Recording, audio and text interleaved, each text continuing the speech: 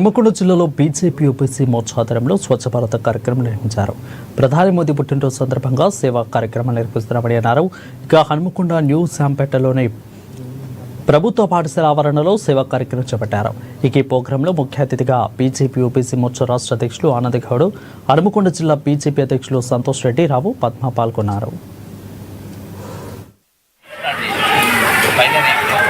రాష్ట్రంలో అన్ని జిల్లాలలో జరుగుతుంది. అలా నేను హన్మకొండ వచ్చాను.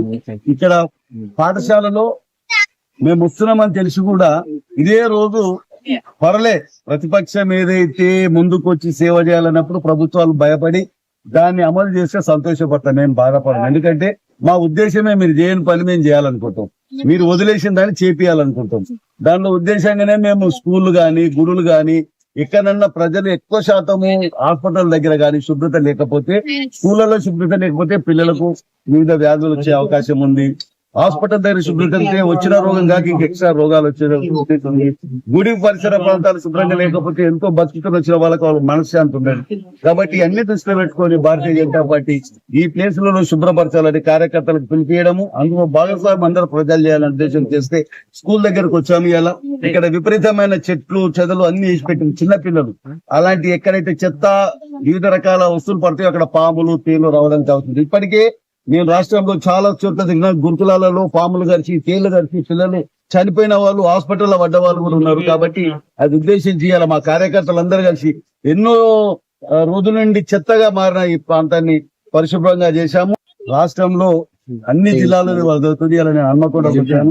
ఇక్కడ మన విమోచన దినోత్సవం సందర్భంగా మనము ఎన్నో కార్యక్రమాలు చేసుకున్నాం. అదే నాడు మన గౌరవ ప్రధాని నరేంద్ర మోడీ గారి యొక్క జన్మదినం కాబట్టి మనం అదృష్టంగా భావించి ఇప్పుడు జాతీయ నాయకత్వం 75 వసంతాలు పూర్తి చేసుకున్న నరేంద్ర మోడీ గారి పేరు మీద పక్షం రోజులు అంటే సేవా పక్వాడా అనే కార్యక్రమాన్ని నేషనల్ ఇచ్చింది. ఈ పక్షం రోజులు 15 దినములు ఇక్కడ కార్యక్రమం రోజుకు ఒక కార్యక్రమం చేయడం జరుగుతుంది. అందులో భాగంగా ఇవాళ మేము 31వ డివిజన్ ఇక్కడ న్యూ శాంపేట లోని ప్రభుత్వ పాఠశాలను ఎంచుకున్నాం. ఇక్కడ చాలా వరకు చెట్లు మొత్తం అన్ని పాములు వస్తున్నాయి, వీళ్ళకి ఇబ్బంది కలుగుతుంది అనే మాకు సమాచారం ఉన్నందున ఇక్కడికి వచ్చి మొత్తం టోటల్ ప్రిమిసెస్ మొత్తం క్లీన్ చేయడం జరిగింది. ఇప్పుడు ఇదే పరిస్థితులు బయట వేరే కళాశాల వద్ద కూడా ఉన్నాయి. కంప్లైంట్లు చేసినా కానీ ఇప్పటికి ఎవరు పట్టించుకోవట్లేరు.